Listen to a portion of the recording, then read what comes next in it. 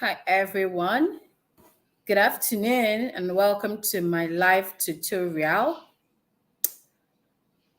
Thank you for joining. Hi guys on YouTube and hello friends on LinkedIn. Thank you for joining my live tutorial, my live Monday tutorial on breaking into energy and climate tech. Today I will be talking about how engineers can break into climate tech.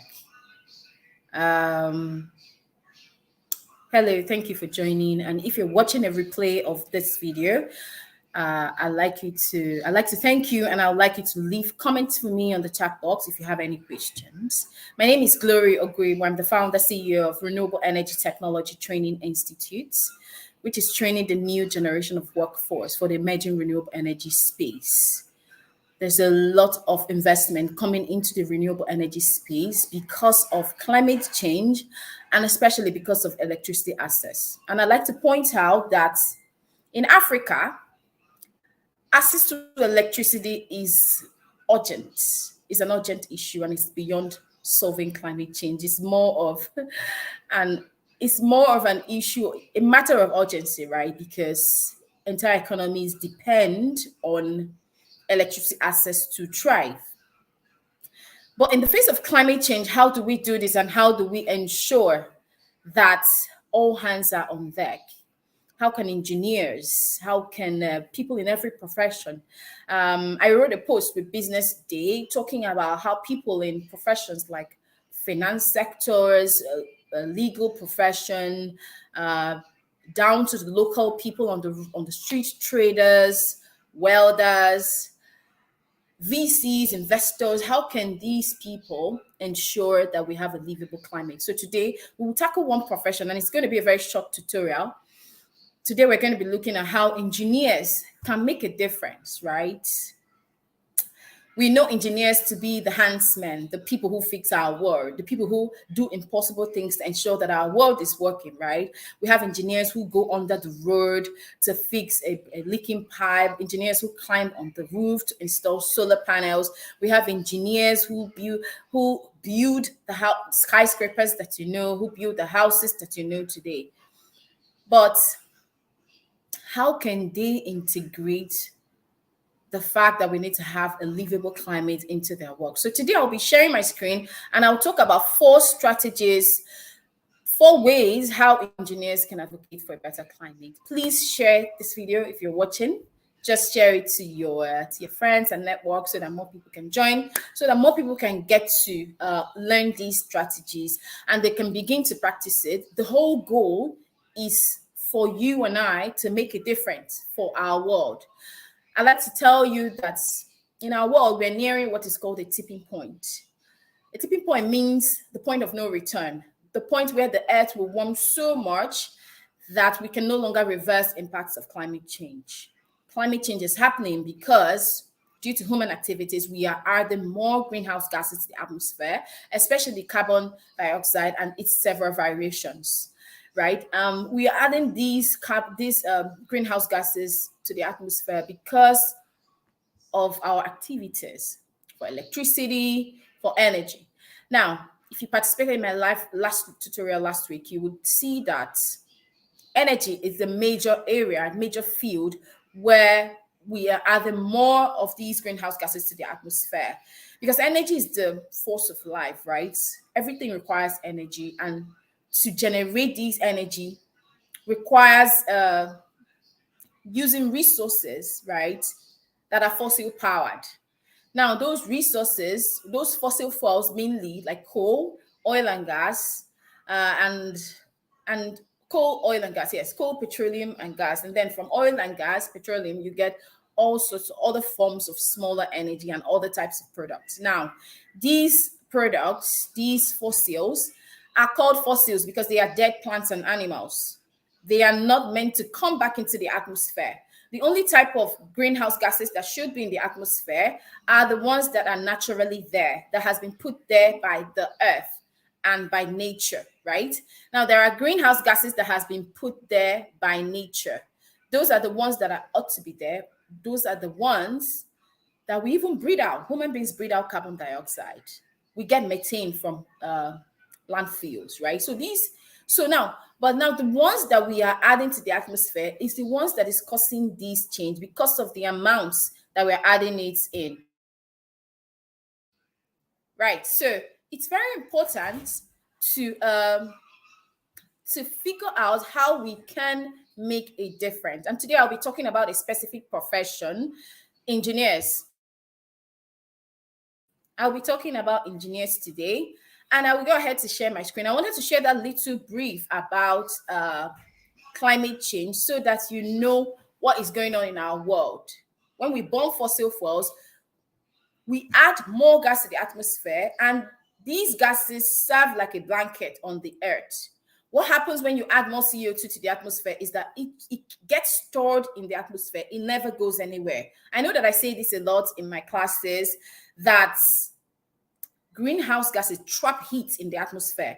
So when you notice that the environment is a bit hot, it's because of the reverse effect of this heat that the gases are trapping in the atmosphere. It's like a big blanket that is covering the earth, right? So when it's covering the earth in this way, the heat is not escaping to anywhere. It just stays still. And so I know I've said this in my other class where I said that the smoke that comes off the exhaust pipe when the car is moving on, the smoke that came up from the exhaust pipe when your father drove you to school when you were a child, that one is still in the atmosphere somewhere. I'm trying to say that carbon dioxide never really goes anywhere. But how can engineers work together to ensure that we have a better climate? You see, guys, I know that many people, many young people, think that climate change is a Western thing, is a foreign thing. Unfortunately, it's not. Why? Because we are seeing the impacts in Africa and in Nigeria. And I always say this usually because it's really happening. And if there's something you can do to help, why not? So that's why I'm saying it, because we cannot play a role. What about this different that we can make, and how do we begin to make this different? So I'll be talking about professions and what they can do. I'll speak about engineers today, and I will be sharing my screen shortly to show you how engineers can make a difference for climate change. And when we're thinking of engineers, I want you to think about building engineers, mechanical engineers, civil engineers, software engineers. Engineering simply means engineering things to life, causing something to happen, engineering a solution, right? So when you think about engineers, you think about people who have the power and ability to shape a thought or to shape a society, right? And these are people who get the opportunity to work on projects hands-on. So you see that they have a lot of opportunities to make a real difference for the climate, right? So moving on, I'll now share my screen and present a slide that I've prepared for this activity. Let me check. Please give me a minute. So whilst we're on it, I want you to think about ways that engineers can do this so that you can share that with the rest of the call. So my slide is uploading right now. There are 4 major ways that I'm going to share with you today. So when you think about engineers, you can think as well of builders, building engineers, right? People who build our buildings. Is there some strategies they can practice? Is there some things they can do differently so that they can ensure that we have a better climate from the kinds of building that they make? Now, if you're a building engineer, please, I want you to listen, or if you're any engineer, please listen, because these are things that are happening in the world now. It's no longer futuristic, the type of buildings that you build. You're going to find that contractors will want to see your sustainability plan for the building. You have to tell them how your building can withstand climate impact. Now, these are terms. These are now things that are happening in the present time that everyone needs to think about, right?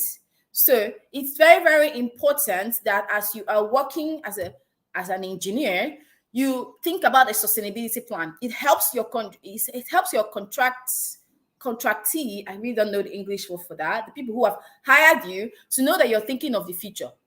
All of a sudden, these things have become the important things in our present world. You see that banks have to report on their sustainability. Corporations, organizations, no matter if they are in the climate field or not, have to report about how they are helping to solve climate change. Before, people thought that climate change was for climate scientists or for solar experts. It is for everybody. Because now the world is thinking, how can we be more sustainable in order to preserve our world? So I'll go to the first one. How can engineers advocate for cleaner air and a better climate? There are 4 areas that I want to think about today that I want us to collectively consider. You have to think about the changes in energy production. Now, I talked about energy before. The reason I'm sharing it in detail now is because energy is the force of life, and everything we get to do is powered by energy. It's powered by energy. And so we require that force to live and to function in our world, the force of energy, isn't it?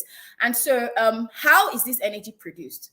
Engineers who are working around these places. So engineers who work as petroleum engineers, or other engineers who install pipes for networks, for internet connectivity. How can you do things with the earth in mind, right? How can you do things to ensure that your actions help protect the environment and not destroy it, right? So when you're thinking about the energy that powers all of these activities, you think about mining engineers, you think about electricity sources, energy sources. So when thinking about energy sources, you think about coal, petroleum, you think about oil and gas. But right now, we have renewable energy in the mix. So you think also about the engineers that work in that space. Now, second thing you think about, which I'll share in detail, is improvements in energy efficiency by technical means. What kind of technical facility can support better energy efficiency? What does energy efficiency mean? It simply means, energy efficiency simply means how can we manage the energy that we have without using more? How can we conserve the energy that we have and make sure this energy that we have for the time being is better for all of the activities? Now, moving on, you have to think about it in a building. This applies very much in buildings. When you think about using energy in buildings, right? What is energy required for what is energy required for in a building? You have to think about spaces, you have to think about electricity, you have to think about cooking, you have to think about cooling, and you have to think about heating. This is what energy is required for in a building. So what energy efficiency measures can be used to achieve better and sustainable energy management in that building? Because when you use energy efficiency means you are reducing greenhouse gas emissions, which is causing climate change. How you're doing that is that because you use an energy efficient method for lighting or for cooling, you help the utility not to produce more energy, thereby preserving more energy, thereby reducing climate change, carbon emissions that go in the atmosphere and cause climate change. Does that make sense? Good. The next thing to think about is reducing greenhouse gas emission by social means, right? So think about engineers who work in the social space. We think about social spaces as well, where people go to. What are ways that engineers can support to help to ensure that the people who work in these spaces, the facility managers, the facility in itself, operate in a way that conserves the environment, in a way that has sustainability as a focus? What is sustainability? It simply means, how do we ensure that things we have in the world now is sustainable enough? To ensure that things are sustainable, we must ensure that the environment itself is sustainable, because it is the earth which will harbor all of these new developments and new happenings, right? So that's how to think about that. Then think about energy management in buildings, which I've touched on a little bit on this energy efficiency side. Building in these days requires several ways to manage their energy, right? Energy for electricity, for cooking, or for any other type of energy that is used in-house in buildings. And when you talk about buildings, you think about malls, you think about public spaces, you think about government buildings, right? Not just residential homes. You have to think about the different energy sources that these different types of building spaces would require. So as an engineer, and then another point that I didn't talk about is thinking about, as a solar engineer, thinking about how you can get these services, renewable energy services, to other types of engineers. How can you work with other types of engineers to ensure that they are meeting the sustainability mark, right? So those are the 4 ways. And if you're listening, you have to think about how you can make a difference in these ways. How can you work with software engineers to ensure that their output is more sustainable? How can you, as a solar engineer, work with building engineers to ensure that their output is more sustainable for the world? How can you work with energy efficiency and auditing experts to ensure that they recommend solutions that are sustainable? How can you work with people in oil and gas sector to enable them transition, or to support them, to support some of their processes, some of their business paths, some of their working paths with cleaner energy? So let's just explain that in detail. Let's think about solar power, for instance, a little bit. And I want to show you this map today and tell you that in Africa has a lot of potential for solar power. I'm sure that you've heard this before, and I know that you know it as well. Now, this surface area shown here is the surface area required to power the whole world with solar alone. So just display, you see this small portion of Africa. If we put solar panels in this portion of Africa, we can power the whole world with solar power. It means that when the sun shines here, it can power the whole world. Now, Africa has the land space and they have the good geography for it, where we have sun all around the year. So I just wanted to quickly mention this and share that as an opportunity for solar power development in Africa. Massive opportunities. If you're working in the solar sector, please keep pushing, and there are also investments coming into the sector. And if you're consistent, you will definitely be able to reach Africa with your solar power advocacy. And if you're an engineer listening, of course, you will be able to also key into some of these opportunities coming, because engineers build our world, right? Engineers power our world. They do impossible things to ensure that our world is working.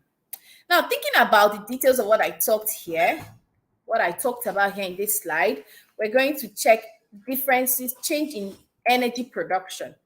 So, okay, that's what I just referred to in this map, the surface area required to power solar energy. So I've talked about that. Moving on, I wanted to share this little thing about changes in Nigeria. For instance, during the Berlin Energy Transition Dialogue in 2022, the Minister of Power in Nigeria announced a Vision 30-30-30, where he said that the government will set ambitious targets to produce their renewable energy from 30% of that from solar or renewable power. That's a plus, seeing that currently 13% of Nigeria's total energy is gotten from renewable energy, which is a far-fetched. Brazil, for instance, is having 85% of all of their electricity and energy requirements from renewable power. So this is a plus, and it's important for all countries to begin to think about how they will increase their renewable energy addition. And they're going to work with engineers to do that, yeah? So if you're an engineer listening to me, I want you to keep thinking about ways that you can recommend ideas, programs, initiatives to government or to local leaders about how you can convert spaces to be sustainable, energy spaces to be sustainable, right? So thinking about energy efficiency, yeah, you have to deploy services and processes that would use less energy. That's one way that engineers can advocate for climate change, right? So building on what I've shared before, engineers, can advocate for using energy efficient and energy saving appliances. And then when you have cold countries, engineers can work with large scale deployment of building installation, yeah, which will yield significant savings and reduce spending on heating, right? So insulation means the way that you have packaged the house, the way that you have insulated the house so that cold will not enter through the spaces. That way, the residents can save money on heating the house because the engineer had thought in advance how that building more efficient. Yeah. So moving on, I will talk about in Africa, for instance. Africa is a hot country, so we do not have the issue of cold, neither do we need heating. So for Africa, buildings must be built smartly to maximize natural energy use for cooling, right?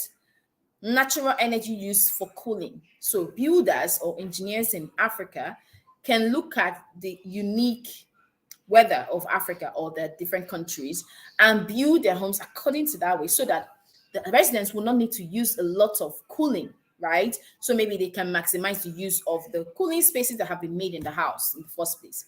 Then thinking about electric vehicle for engineers, automobile engineers, people they call mechanics in Africa, all those kind of guys can advocate for electric vehicles, right? Can begin to talk about this a little bit and just introduce that into the mix so that we can reduce CO2 emission from cars. Now, some of these things I'm saying, some are easier than the others. But for the ones that seem hard, it's important to start it a little bit. Young people who are listening to me can start that by starting conversations around that subject. That way, a lot more people can hear about this and take steps to begin to do something for our climate. Thinking about reducing GHG emissions by social means. GHG means greenhouse gases. The one that the abundance of it has caused global warming, right? It's important to think about social changes that can reduce greenhouse gas emissions, right? So how can people attend parties or attend social events? Do they drive there? And so I was going to say something earlier on in Nigeria, where I currently am, the government is trying to switch to a cashless policy, and people do not have cash to move around. But I realized that that is actually going to be a good thing if you look at it. A lot of people are walking to the places they need to get to because they don't quickly have that cash to pay for the transport cars. So now that is helping them to be healthier, and that is also reducing climate change, because the more people are not taking cars, the more we're not adding more greenhouse gases to the atmosphere. So it has this plus, right? So because of that and some fuel scarcity around the country as well, people have been walking a lot. They walk to the places that they need to get to. That is a very positive thing, not just for the climate, but for the health as well. So it's important for people to start thinking of it like that. So when people attend social events, how do they go there? It's important for engineers to plan building spaces and social spaces in such a way that it encourages these types of transport, right? It encourages people to switch to better modes of transport like scooters, cycling, and things like that. That way, we're able to reduce the amount of greenhouse gases that we add to the atmosphere. Now, but engineers can make sure that this happens, right? So that's really the cost of the talk. Oh, wow. Okay, good. I think I need to spend more time on this, please, because that is the last slide. And I want to just think about engineers that build our roads, how these engineers can make tracks for cycles, right? Remember the title of the presentation is How Can Engineers Support Climate Change? Is by advocating for better means of building our roads, for advocating for social ways of building our malls, and accessible strategies for building public spaces that will encourage people to live sustainably, right? Also, we're thinking about how automobile engineers can support automobiles by talking about and also importing electric cars into the country, or building electric tricycles or electric shuttle buses. I know someone in Nigeria who's already building electric shuttle buses. The point is, engineers like yourself can begin to integrate these things into your work, because before long, opportunities will come. But when they come and you have not imbibed sustainability into your way of work, you will lose out, right?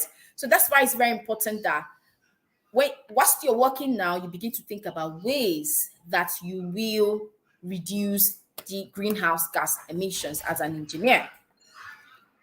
So, interestingly, that brings me to the end of the talk. This slide is very short, and I hope that engineers who are listening to me can begin to innovate around these ideas. Look at that. So these are areas where you can make a real difference in the environment and for the climate, right? And so you can, as an engineer, once you add a sustainability aspect or a climate smart aspect into your work, look at the opportunities that are open for you, then apply for opportunities with that type of profile And you see that the world will receive you more because they think you're not just being an engineer who wants to make money. They see that you're an engineer who's also advocating for a better climate. So I'd like to give a small assignment to the people listening to me or the people who will listen to this replay. Please write down ways that you can make a difference. Look at your community, look at your space, look at the area where you work, look at your country, and think about what ways can I make a difference as an engineer or as a person in the building space or in the public workspace, like people who build roads and all of that. What can I do differently? And how can I broadcast this thing that I'm doing so that everyone can learn from it and I can also find opportunities? Amazing. I hope that has been helpful. That is all I have for you for today, how engineers can make a difference. Thank you all for the comments. I want to ask now if there is any questions or comments at all. I will be very happy to respond to it. I can see some engineers. I can see Valentine, some engineers on the call. Thank you for joining. And I hope that you have taken something out of this small tutorial about how engineers can make a difference. I will be sharing my slides later on LinkedIn, just to so that you can have it as a reference. Please feel free to leave feedback or comments for me on the chat box and on YouTube. Those watching on YouTube, thank you for your time. I will get back to you and respond to all of your questions. If you'd like to learn more about renewable energies, please feel free to check out Renewable Energy Technology Training Institute. And we have a course coming up. We train engineers for how to become climate advocates, but not just that. We train engineers to become solar power experts and installers so that you can begin to provide access to clean power, access to clean energy and clean electricity to your community members, but not just to solve climate change, but to also provide electricity access. Because if you're from Nigeria or Africa, this is what we're dealing with at the moment. So feel free to check out our page. I'll leave it on the comment box. But once again, thank you so much for joining me today. I hope you had a great time. Yes, thank you all. Ciao.